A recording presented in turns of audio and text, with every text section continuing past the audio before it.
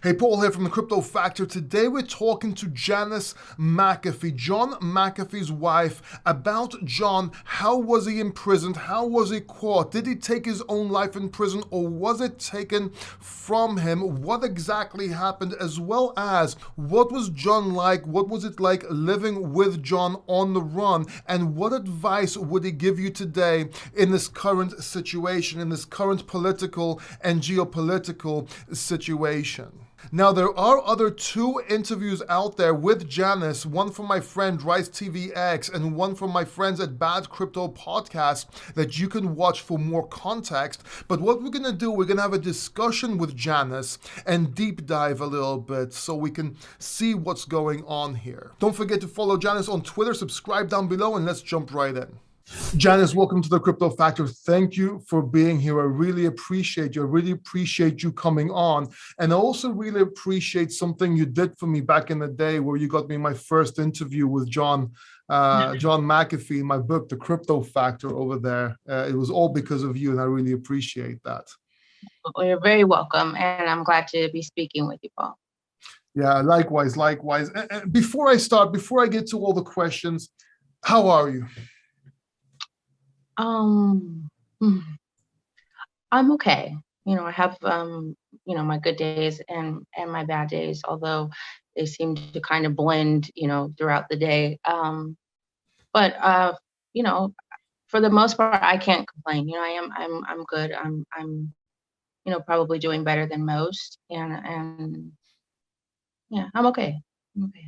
Exactly. It's kind of like a feeling where you're okay, but at the same time you have your moments where it just hurts, and it's kind of like a strangling feeling of why and how and what ifs. Yeah. I'm very familiar with the feeling. So a lot of people are wondering about John. A lot of people are wondering about you. And I wanted to make this not so much of an interview, but more of a discussion. I saw your interview with Rice TVX. I saw you did one with Bad Crypto Podcast. And I just wanted to keep more of a discussion so people can understand what happened, get in the context. A lot of people don't know what happened. And if it's okay, I'd like to talk about this. And I also wanted to talk about a few views that John may have had with what's going on today as well. So Okay. I know you have a lot of information. You have a lot, when you live with somebody, when you're with somebody, they rub off on you. It's inevitable, right? You become they become part of you. So there's a big, it's like John speaking. And I think that's something he would want. And I know that you probably would know what he would want to say, if you will. So for some context, like you are John McAfee's wife. What was it like living with John? Just so people can understand. It was an adventure, to say the least. There was never a dull moment, and it was exciting, and it was overwhelming and scary at times, and but it was good. It was really really good, really awesome. And scary because you were on the run. You were on the run. Can you please explain this and elaborate a little bit why that was? So John had gotten some information late 2018, Mhm. I think it maybe November of 2018, about a grand jury that had been convened to bring charges against him, myself, and four other people. And so when he got that information, immediately the decision was made that he was going to be leaving America, and he left it up to me if I wanted to join him. And so, of course, um, I couldn't imagine why I would have been named in that situation, other than the fact that we were married. And so, because of that, I didn't want to be put in a situation where where I could be collected and have pressured or be pressured into saying erroneous things about John. Just so they Mhm. could collect him and bring whatever charges they wanted to bring. So I decided to leave America with him, which was which was a hard decision to make because, I couldn't tell my family, couldn't tell my kids, so, but the last time I saw them, we tried to make it a really awesome trip. I took them to Disneyland for Christmas, so it was really nice. Just kind of saying goodbye. So I guess that added to the emotional side of things, and it was scary just because I didn't know, what was coming next. What was going to happen. What this meant for our future. And so, picking up and packing up our home and our dogs and going on a boat and, fleeing to another country, albeit it was the Bahamas, which is very beautiful. If you haven't been, you should you should go. It's just a very beautiful place. And so that was what was scary about it, not knowing what the charges were, not knowing what extremes the government was willing to go to collect him. Um, it was a very tense time for us. And to put into things in context, John McAfee allegedly commits suicide in prison in Spain. We're going to be talking about that a little bit, just for the people that don't know. I personally find that hard to believe, and we'll talk about it. But so you were in the Bahamas, you were on the run.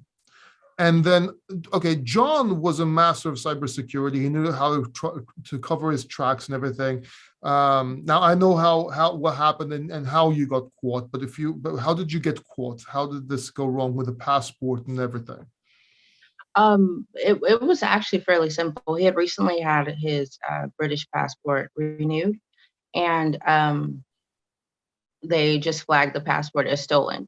And so when he went to the airport, his passport was flagged, and that's how he was stopped and how he was arrested at the airport. But I should elaborate on just why we were on the run. I don't think I really fully answered that portion of the question, but so of course the grand jury was convened, and once we got into the Bahamas, John later got more information that the charges against him were tax related, and they were claiming that there was some tax fraud. And so his position was, how could he have committed fraud when he hadn't filed? And it wasn't a secret that he hadn't filed. This was something that he made known publicly. This was something where he had written letters, to the IRS yearly saying, I'm not going to be paying my taxes, and for this is the reason why. So it was not a secret, just the timing of it was very, very interesting. It just seemed very, I don't want to say politicized, but there was maybe it was politicized in a way why they were coming after him at that time. Yeah. Where they never said anything, those 8 years, because he hadn't paid taxes since he had come back from Belize, or Guatemala was actually where he was deported from. But since he had returned to America, he hadn't been paying taxes. And so he never had a problem. Obviously, if you're not paying taxes, your property can be seized, your wages garnished, all of these things happen to you, but none of that happened. So it just was very interesting, why they decided to come after him. Why do you think it took so long for them to do it, but why in that particular time? What was so relevant about the timing for them to go after them, if you will? I think because he was getting more vocal about crypto and about how to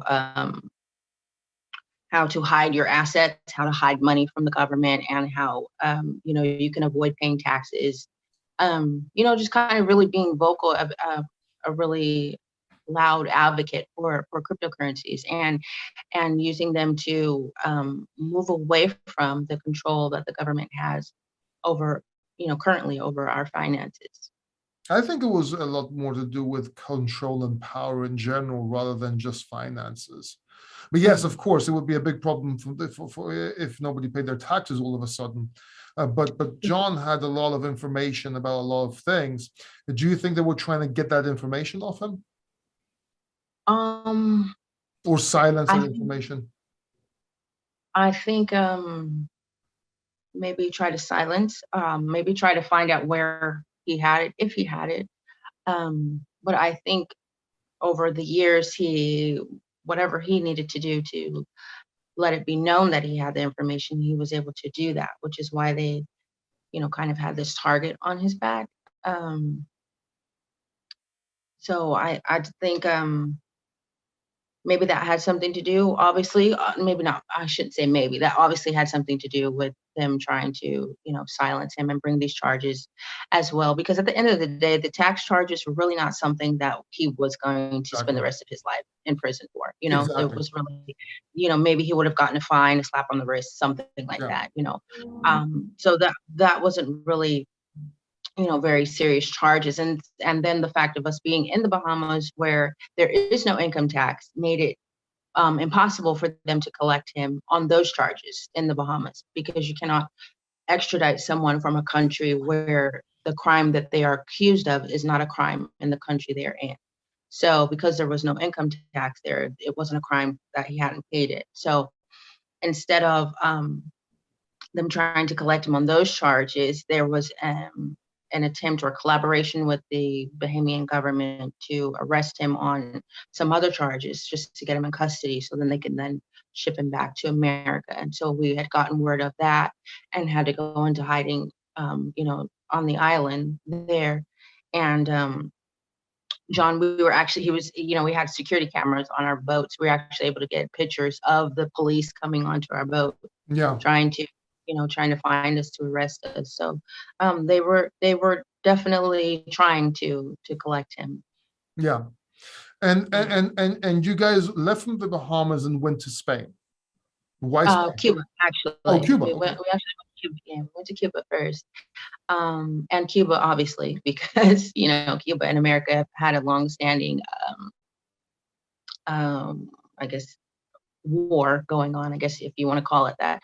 And so obviously Cuba was um, a smart choice for us, knowing just knowing that we could rest comfortably, that, the government of Cuba or officials, whomever, would not cooperate or be willing to cooperate with the Americans or Yeah. whoever they sent to try to request John to be extradited or handed over.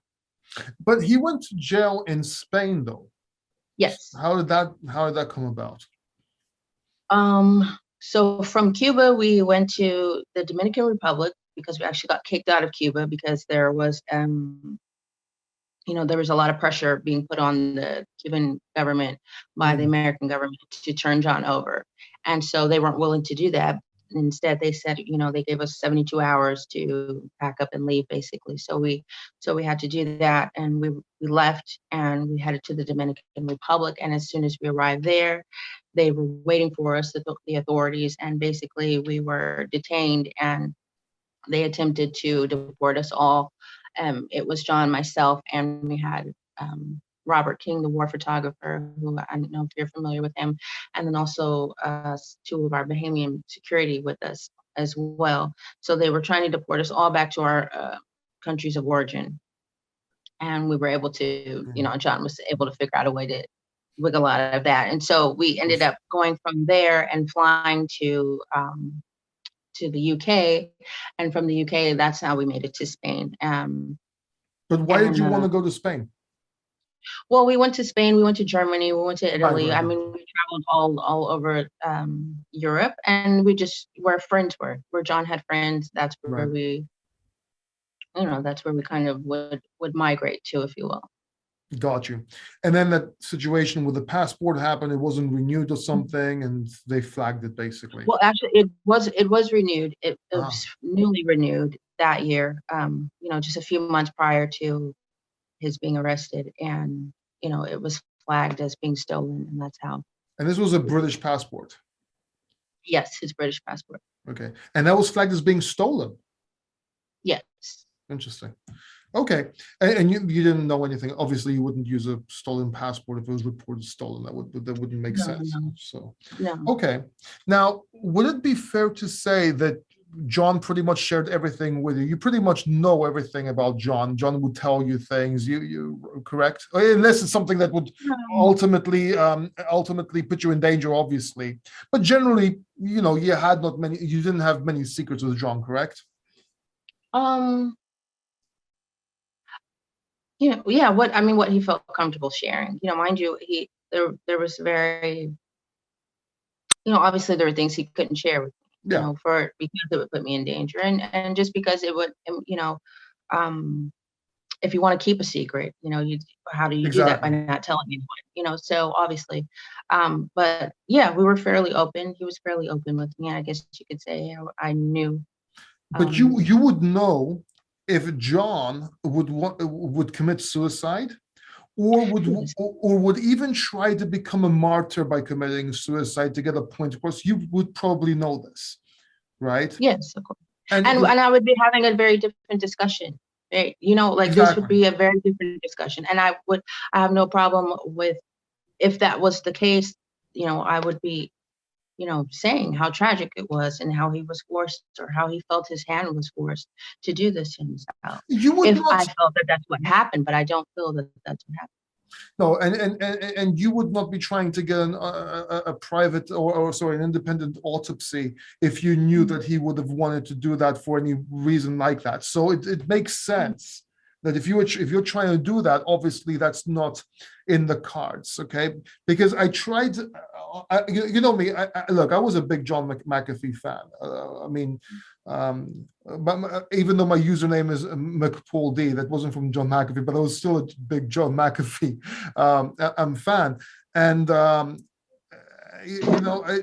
I always try to play devil's advocate, but Yes, I it just understand. doesn't make sense. It just I tried to put like logic into it.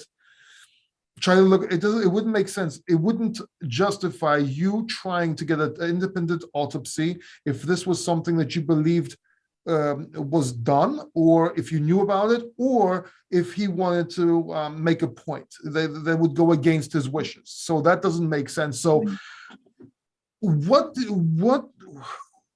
was the official reason? Like, what did they say? Did anyone say why he would commit suicide? Like, did they give an official because of this? They were just the reports that came from the prison. I'm assuming they were just attributing it to the court's decision to extradite him to America. So they were saying because they granted the extradition, this is why he then committed suicide, Okay, he or would. he committed suicide after this decision came from the court. So yes. Did you know about this decision? Sorry for my lack Yes, of. we know. Yeah, we no, of course, we knew about it. Yeah, I was very involved with the case. I was very involved with the attorneys, with John, coordinating with John and the attorneys. He had 5 attorneys working for him at the time. This extradition, the decision to extradite him was not a surprise to any of us. We all knew that they were going to grant the extradition. We had plans for an appeal. He was not going to be extradited, the following day or the following week, month, or even year.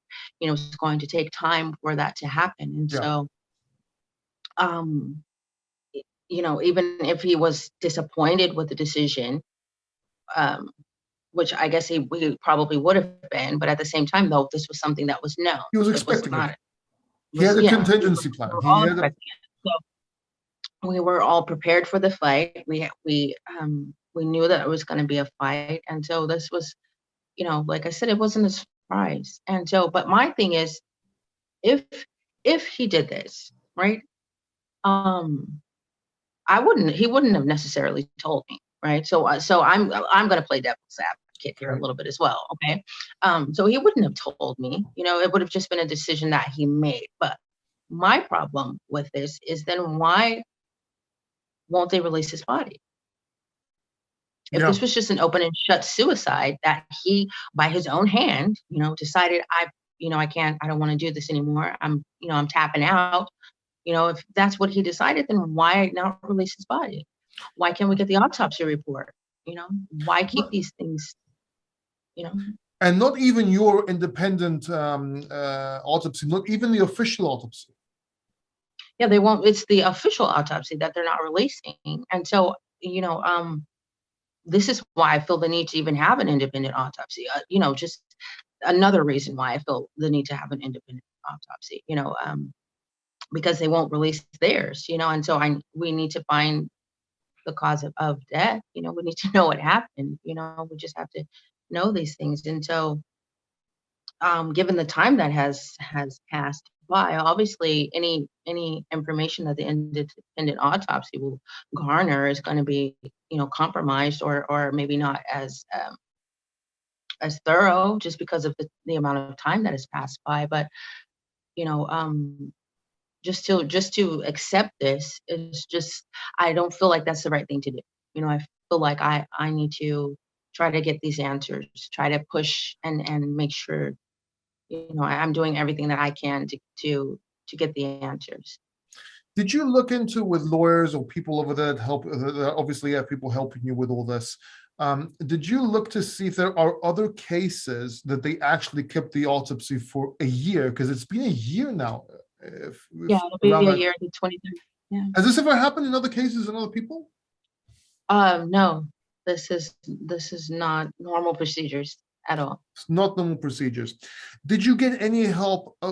So John was a British citizen, but also an American citizen, or did he deny that? I'm not sure. He should have been, because he was in politics. So he was also an American citizen.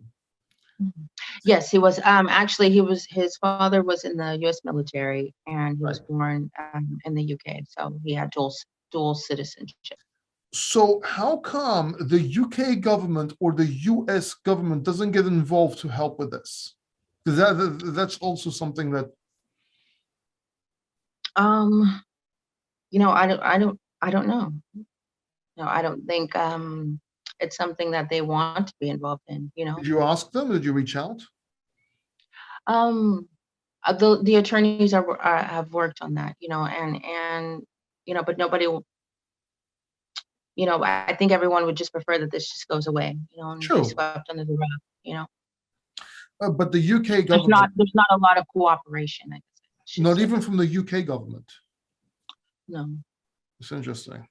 What about investigating reporters? This is a story. It's John McAfee. It's not like Joe from down the street, right? I'm not trying to say someone's above somebody, but we're talking about a public figure here, millions of subscribers and followers, a legend in cybersecurity and in general, right? We're talking about a character that was hilarious, funny, amazing. Why wouldn't there be reporters, investigative reporters all over this case? Have you tried reaching out to investigate? They even have those shows where they dig in and they call and they do this and they do that. They can make a whole documentary out of this, for Christ's sake. Yeah, well, there are a lot of things happening behind the scenes that I, just would rather not get into. But obviously, there are a lot of things that are happening behind the scenes, and so just trying to allow them to do their work, I guess. Got you. And that goes to where you have a petition as well. And if that doesn't work, then you have more drastic measures you can do. Yes, and there will be more things that will be coming out in the coming weeks. But that was just something that I wanted to try to get to allow the public to be involved in. It was also something that the attorney signed on for. The more aggressive tactics. Wasn't really sure if that's the way he wanted to go as of yet. And so, as I said, things will be coming out in the future, in the near future, to try to move this forward more. Right. And this petition people can find on your Twitter account. I think there's a link on your profile. So I'm going to link that down below. I'm definitely going to link it down below. I'm also going to leave a link up here throughout the whole video so people can see that.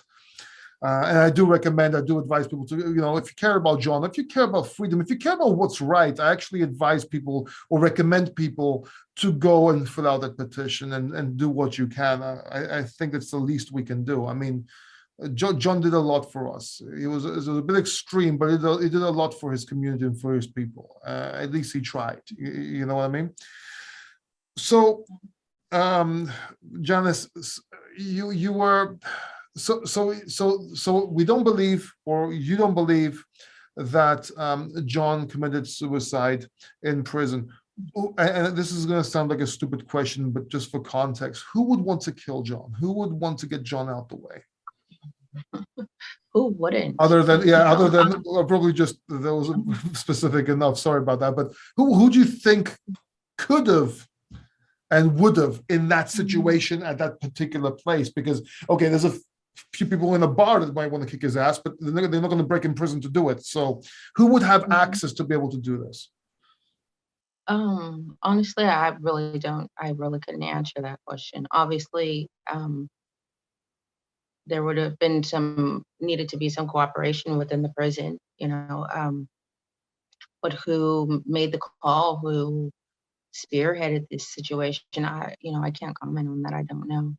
Um, but I definitely hold the Spanish authorities responsible. Obviously, he was in their custody, and it was their job to keep him safe. You know, so I definitely hold them responsible.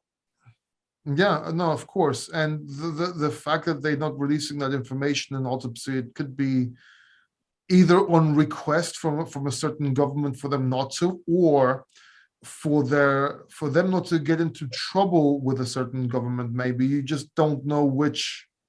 Where it stands. Yeah, but the thing that's frustrating is that the excuse that they gave was that we just don't need the autopsy report, which is ridiculous. I don't, Yeah, that's just. how, that's just. I mean, I understand. I'm not naive enough to believe that I will actually get any truth. I understand that. I'll never know what actually happened to him. We never will. But but I do know what didn't happen, and what didn't happen is he didn't hang himself. You know, um, and so it's just I don't know. It's just something that I just didn't want to regret not doing everything that I could do. To try to push to get answers in whatever way I could. And just trying to be, I don't know, just trying to do what I could for him. It's a very difficult situation. There's a lot of things that happened, right after his death that kind of took the wind out of my sails. Aside from the,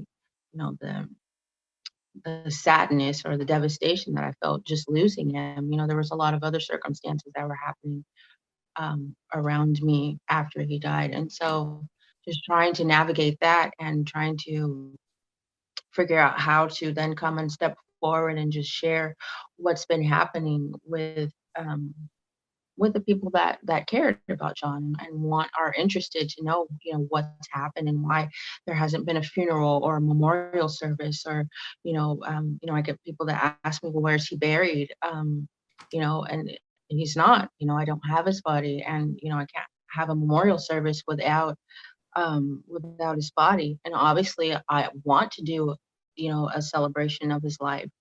Um, but it's difficult to plan for that when I'm here, in Spain, where, I don't know if he had many followers here. Obviously the majority of his following was in America. And of course I would love to have a huge celebration, a memorial service celebrating his life and who he was to everyone. But I can't focus on that. I have to stay focused on the situation here.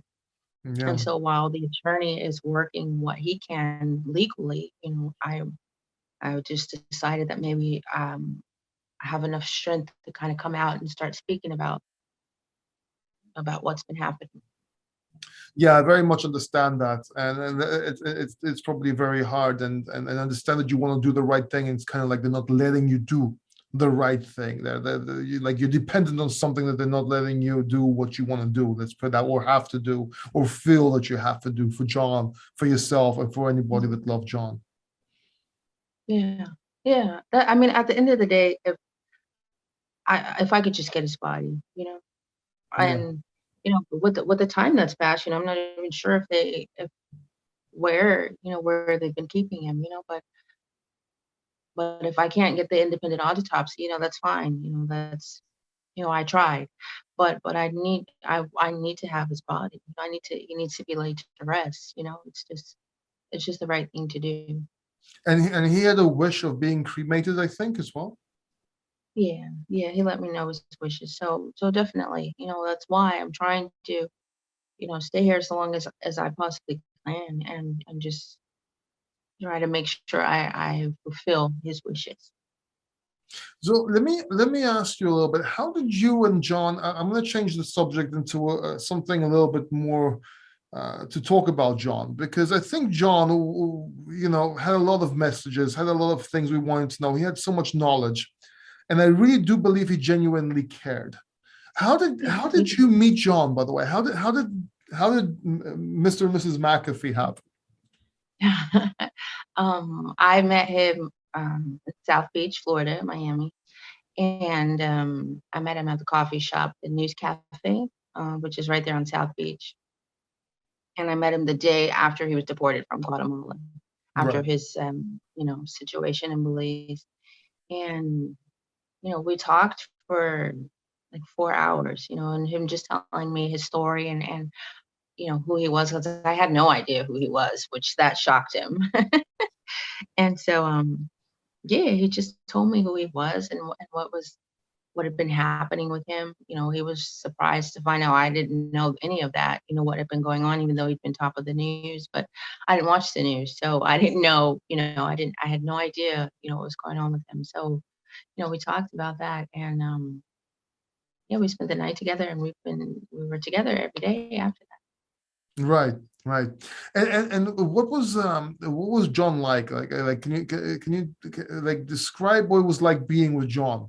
Not just being with him, but the feeling of being with John. Like how did you feel? that. He was just, I don't know, he's just amazing, It's just amazing. I mean, it's so wise and just full of knowledge and so mischievous at the same time, and childlike, and um he liked to play jokes, and he just liked to be have a good time, he liked to keep things light, and he always tried to make sure the people around him were happy and comfortable and they had what they needed. Um and he just always wanted to make sure that people were enjoying their life, and if there was a way that he could help with that, then he did that. He's a very giving person. He had a huge heart, but he was a very no nonsense kind of person at the same time. He didn't take BS, not at all. But yeah, he just tried to enjoy life and make sure that people around him enjoyed it as well. And the feeling of being with him was just, it felt like home, from the very first day of us being together. I felt at home with him. So wherever we were, I was home, and Right. I don't know if that makes sense.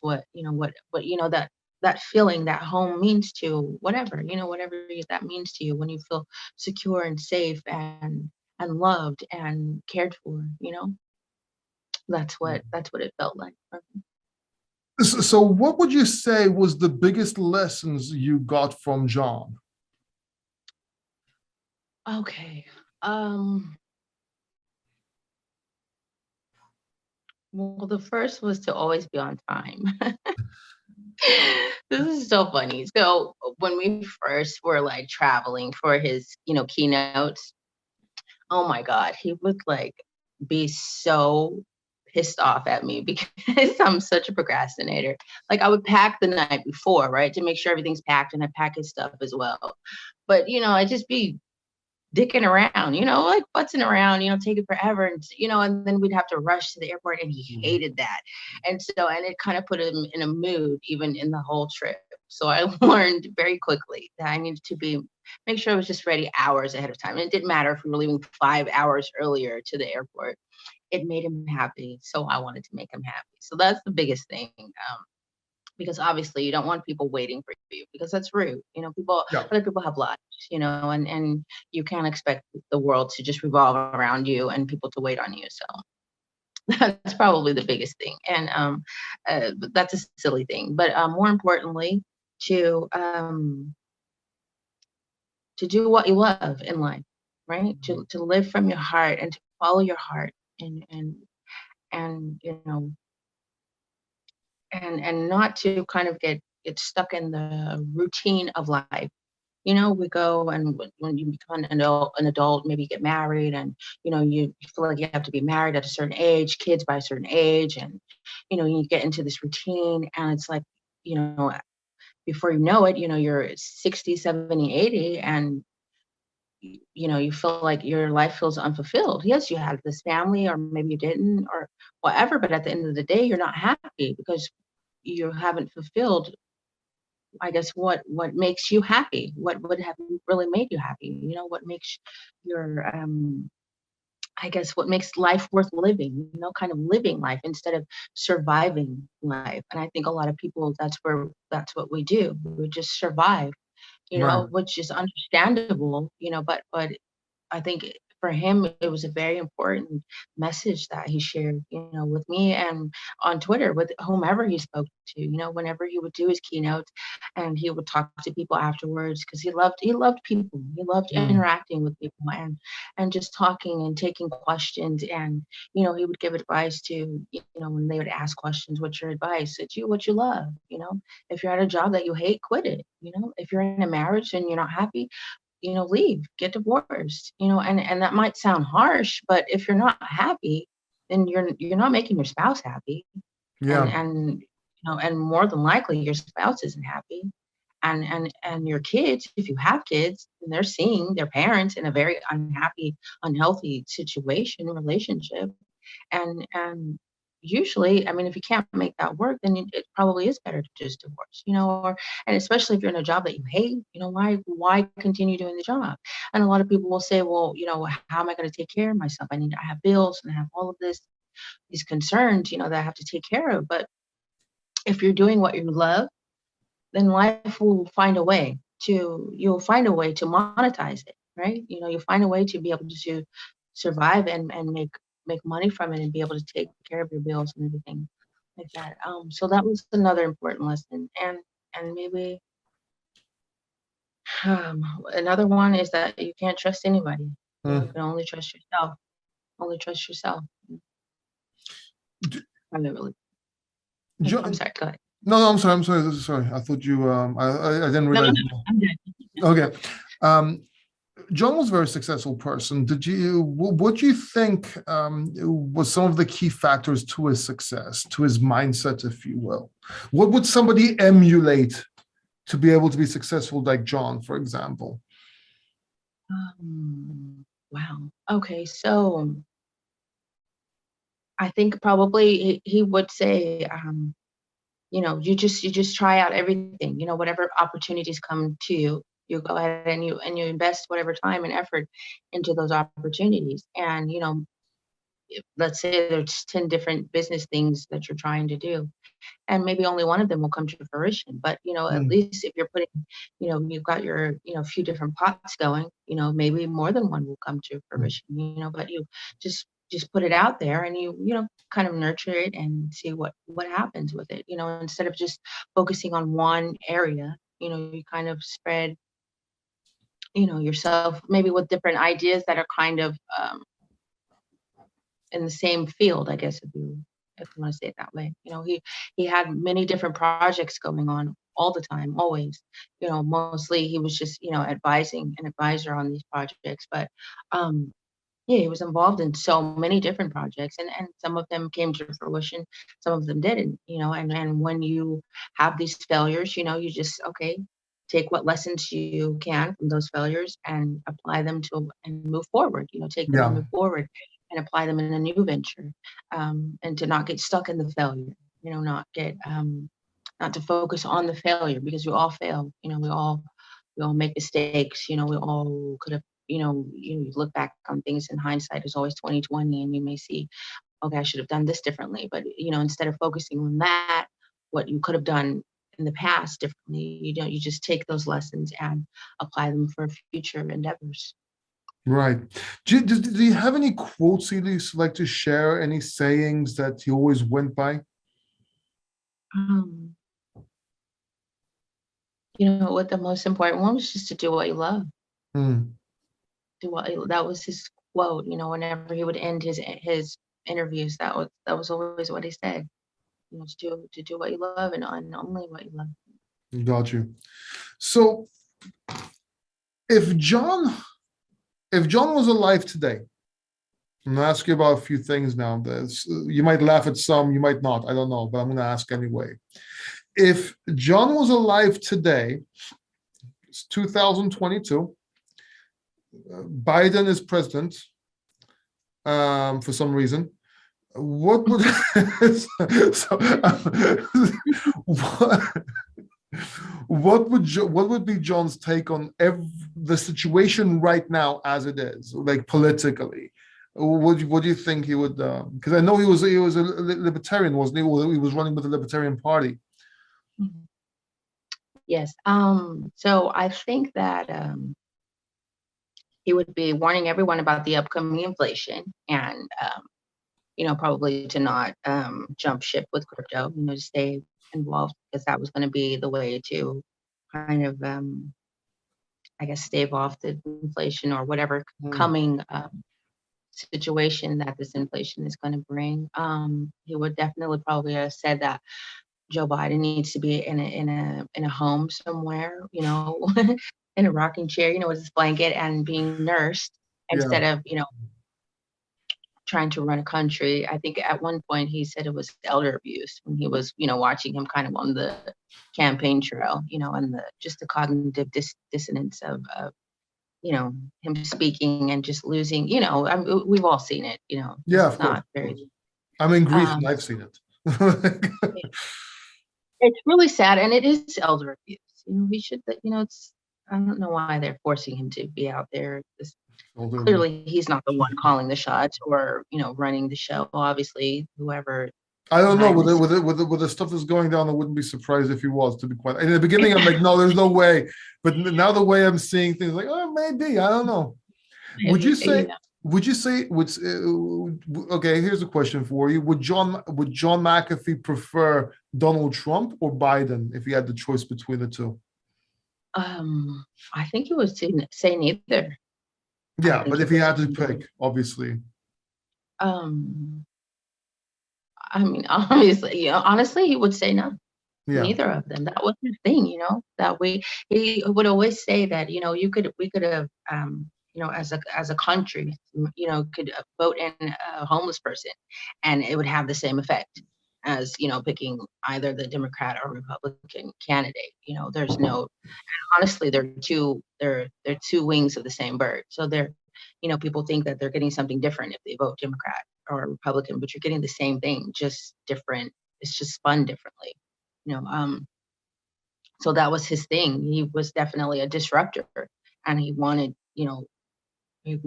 people to see that, to wake up to that in order to see real change that can impact and have real benefits for the future, for our children's future, that we had to disrupt the current system that's happening.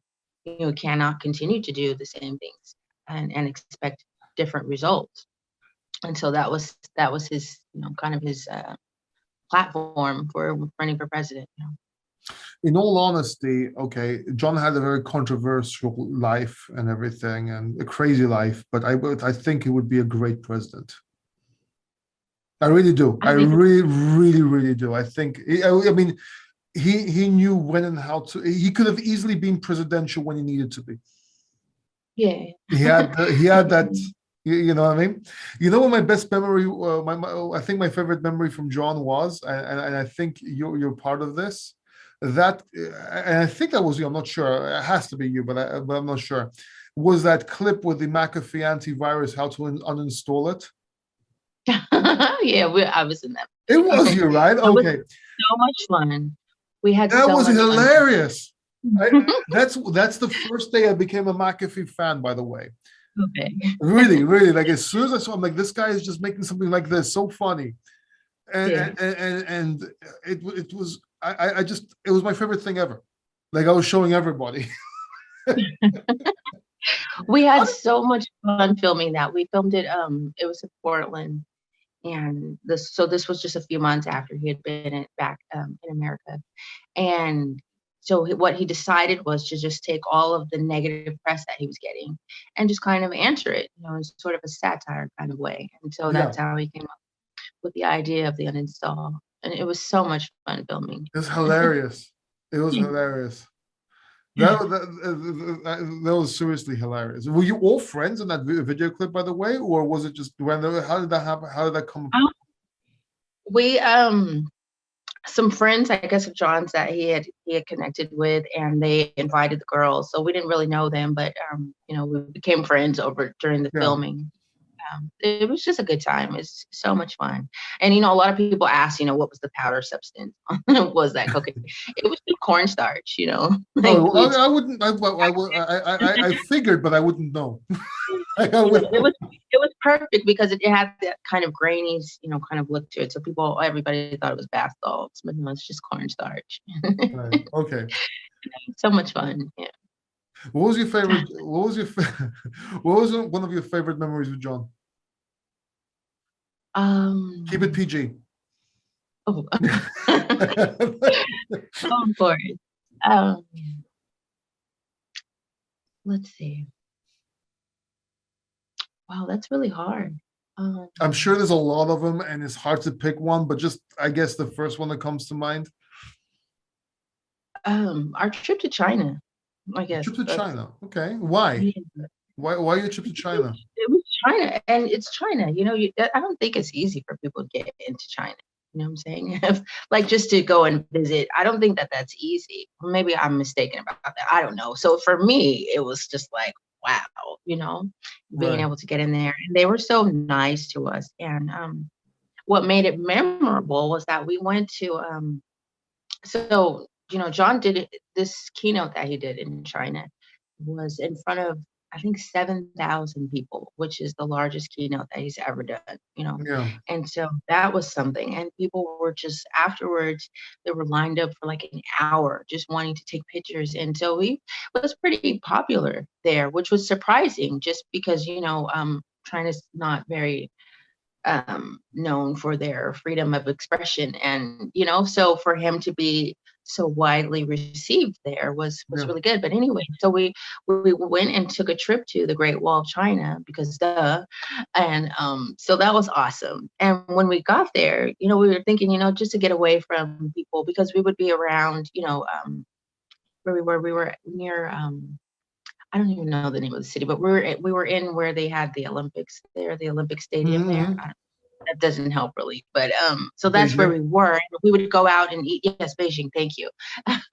And so we would go and eat, and people would recognize him. And so we wanted to get away from that and have some quiet. But immediately, as we got out of the taxi at the Great Wall of China, there was someone that's John McAfee, hi, and it was nice, and he took pictures, and it was really cool.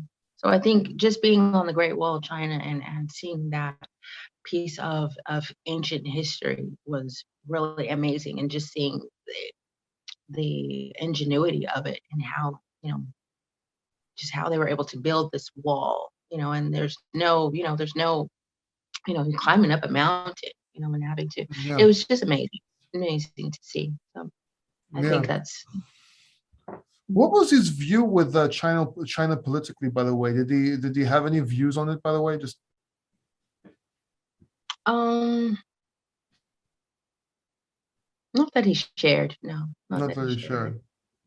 sure. Yeah. I think maybe just that, China was very powerful, and they probably would be eventually running the world, Yeah. obviously, um, at some point. So I think, that's kind of the sentiment. But John gave a lot of crazy predictions, but he also gave some serious predictions.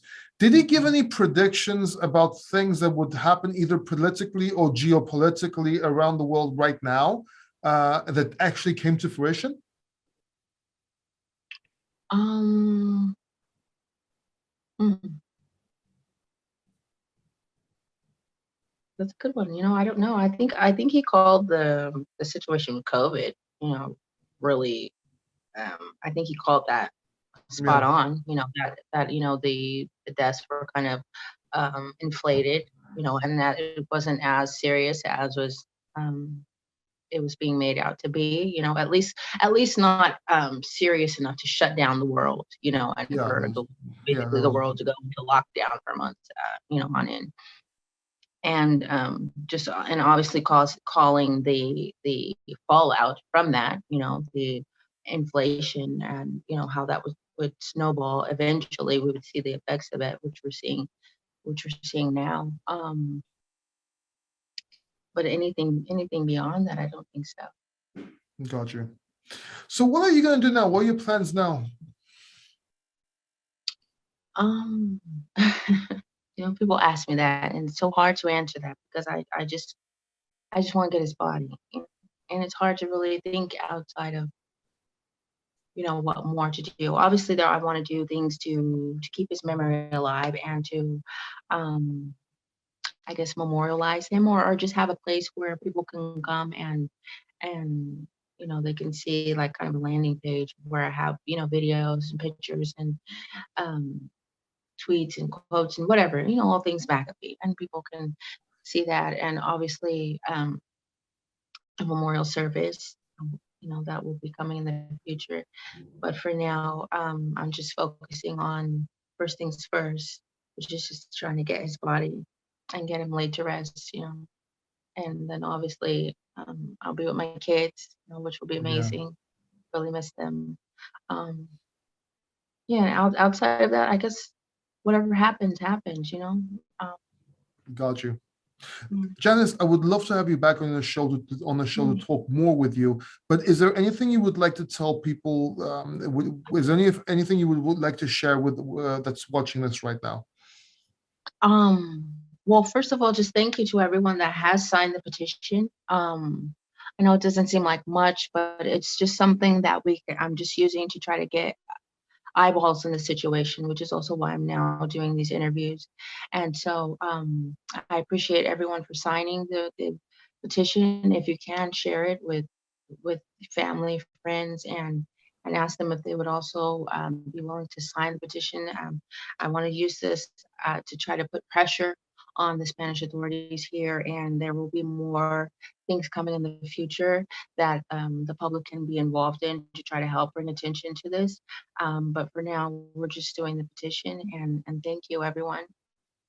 Also, thank you all for your kind words and your tweets and your messages. And um, it's I know I don't respond to a lot of them because it's just difficult. Once I Yeah, tweet something and then people respond, and there's all these emotions that come up, and then it's just very difficult to get out of that bubble of grief, and sadness. So, but I'm just wanting to thank you all. It doesn't go unnoticed, and I appreciate you all um, for just taking the time to listen and share and to give your words of encouragement to me. I appreciate it.